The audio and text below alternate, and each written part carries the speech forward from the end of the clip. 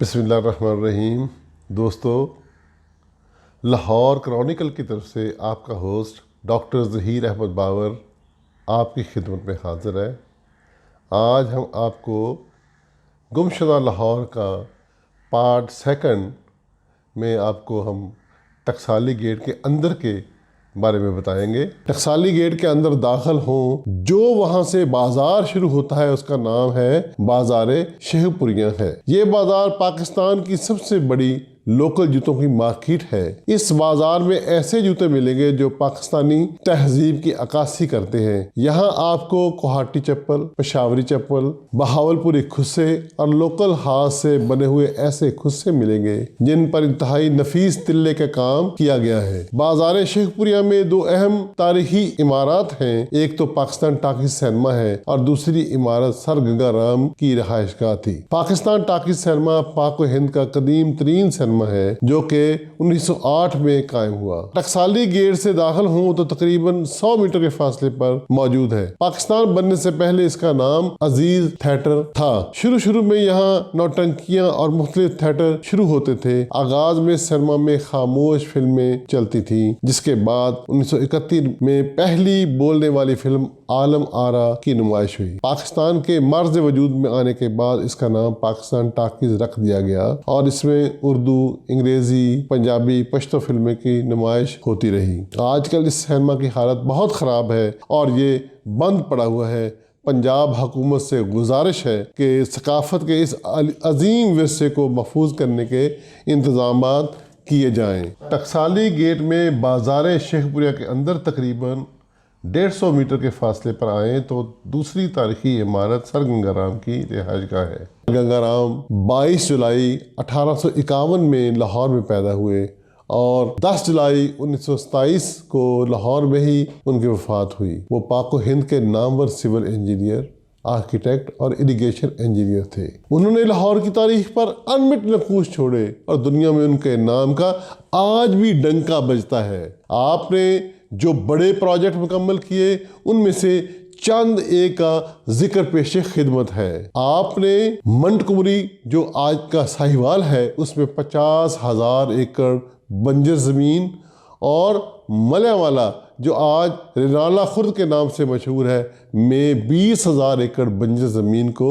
نہری پانی سے قابل کاشت بنایا، جو اس وقت کا دنیا کا سب سے بڑا نہری نظام تھا۔ وہ 1923 اور 24 کو پنجاب انجینئرنگ کانگریس کے صدر بنے اور آج کل اس کا نام پاکستان انجینئرنگ کانگریس ہے اور یہ لاہور میں لبرٹی چوک کے نزدیک آج بھی موجود ہے۔ گنگا رام کو جدید لاہور کا بانی بھی کہتے ہیں۔ انہوں نے نہ صرف گنگا رام ہسپتال بنایا بلکہ لاہور میں کئی تاریخی عمارتیں ان کی زیر نگرانی بنی، جن میں Lahore museum, mu school of art جس کا موجودہ نام NCA national college of arts ہے، GPO یہ جنرل پوسٹ آفس لاہور ہے، Ganga Ram high school, HSN college اور پانی والا تالاب کے منصوبے شامل ہیں۔ 1883 تک لاہور میں پانی کا ایک ہی ذریعہ صرف کنواں کی مدد سے پانی حاصل کرنا تھا، جو کہ ایک بہت ہی مشکل کام تھا۔ گنگا رام نے پانی والا تالاب میں ایک واٹر ریزروائر بنایا جو اندرون شہر 12 دروازوں تک پانی مہیا کرتا تھا۔ یہ جگہ پورے لاہور میں سب سے بلند ترین تھی جہاں سے بہت آسانی سے پانی کی سپلائی ہوتی تھی۔ یاد رہے کہ اس دور میں نہ تو بجلی تھی اور نہ الیکٹرک موٹر استعمال ہوتی تھی۔ پانی والے تالاب کا افتتاح اس وقت کے lieutenant governor sir Charles ایمفرسٹن HSN نے کیا تھا۔ پانی والے تالاب میں 6 عدد کنویں بنائے گئے اور ان کا پانی ایک تالاب میں جمع کیا جاتا جس کی مقدار تقریباً 10,000 گیلن تھی۔ ایک روایت اور حقیقت یہ بھی ہے کہ پانی کے بڑے پائپ دریائے راوی میں ڈال کر پانی کو یہاں سے سٹور کیا جاتا اور یہاں سے اندرون شہر پانی کی سپلائی کی جاتی۔ یہ ایک تاریخی نوعیت کا منصوبہ تھا۔ آج کل اس کی حالت بہت بسیدہ ہے۔ ورلڈ سٹی اتھارٹی کو اس تاریخی ورثے کی طرف لازمی توجہ دینی چاہیے۔ بازار شیخ پوریا سے باہر نکلے تو ہیرا منڈی چوک آ جاتا ہے۔ یہ بھی بڑا مشہور و معروف ہے اس زمانے کا، اور اس چوک کے دائیں طرف سینما ہوتا تھا جس کا نام ناولٹی سینما تھا۔ بعد میں اس سینما کا نام ترنم سینما رکھ دیا گیا۔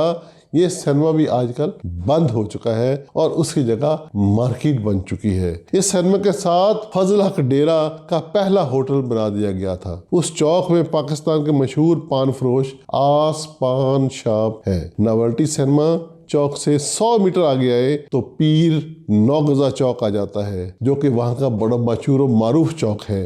یہاں پیر نوگزہ کا مزار بھی موجود ہے۔ یہاں پہ لاہوری کھابوں کی دکانیں بھی موجود ہیں۔ کھابے تو آپ سمجھتے ہیں نا، لاہوری کھابے پوری دنیا میں مشہور و معروف ہیں۔ اور اس چوک میں استاد فضل دین عرف پھجا پاوے والا کی دکان ہے۔ دوسری طرف اقبال شاہ کا مشہور ہوٹل ہے، جہاں سے چکن توا پیس کی ابتدا ہوئی۔ یہاں میں یہ ذکر کرنا بہت ضروری سمجھتا ہوں، اس چوک میں نوگزہ پیر کے مزار کے بالکل سامنے بر صغیر کے بہت بڑے گائک استاد بڑے غلام علی خان رہتے تھے، جو بعد میں ہندوستان چلے گئے۔ نوگزہ چوک سے تھوڑا سا آگے مشرق کی طرف محلہ بارود خانہ شروع ہو جاتا ہے۔ بارود خانے کی تاریخ کچھ یوں ہے کہ رنجیت سنگھ کے دور حکومت میں، جس کا پیریڈ 1792 تا 1801 ہے، اس علاقے میں کئی جگہوں پر فوج کے لیے گن پاؤڈر اور اسلحہ سٹور کیا جاتا تھا، اس لیے اس کا نام محلہ بارود خانہ پڑ گیا۔ اس میں سب سے پہلے حویلی بارود خانہ تھی، جس میں 18ویں صدی میں سکھ کمانڈر کی رہائش تھی۔ 1870 میں یہ حویلی میاں کریم بخش نے خریدی، جو کہ میاں صلاح الدین کے فور فادر میں سے تھے۔ میاں کریم بخش کے نام پر پانی والا تالاب کے علاقے میں آج بھی ایک مسجد موجود ہے، جس کا نام مرکزی جامع مسجد کریم بخش ہے، اور اس کا شمار اندرون شہر کی بڑی مساجد میں ہوتا ہے۔ دوسری جگہ مسجد مریم زمانی، جس کی تعمیر 1611 تا 1614 میں ہوئی، مغل بادشاہ جہانگیر کی والدہ مریم زمانی کے نام سے بنائی گئی۔ آج کل اس کا نام بیگم شاہی مسجد اور یہ مستی گیٹ کے نزدیک موجود ہے۔ سکھ دور حکومت میں اس مسجد پر قبضہ کر کے اس میں اسلحہ اور بارود جمع کیا گیا۔ تیسری جگہ جہاں بارود اکٹھا کیا جاتا تھا وہ شاہی قلعہ کے اندر برٹش راج میں 1857 میں تعمیر کی گئی۔ یہ واحد عمارت ہے جس کو برٹش راج میں تعمیر کیا گیا، ورنہ شاہی قلعہ آج بھی اپنی اصلی حالت میں موجود ہے۔ حال ہی میں وال سٹی اتھارٹی نے اس کو دوبارہ اصلی حالت میں پریزرو کیا ہے۔ اس سے پہلے یہاں کچرے کے ڈھیر پڑے رہتے تھے۔ دوستو، ہمارا سفر جو ٹکسالی گیٹ سے شروع ہوا اختتام پذیر ہوتا ہے۔ اگلی ویڈیو میں ہم اندرون شہر اور 12 دروازوں کے اندر کے کئی دوسرے علاقے ایکسپلور کریں گے، لیکن آپ سے درخواست ہے کہ ہماری حوصلہ افزائی کے لیے اس ویڈیو کو زیادہ سے زیادہ شیئر کریں، سبسکرائب کریں، اور انشاءاللہ ہم پھر حاضر ہوں گے۔ بہت شکریہ۔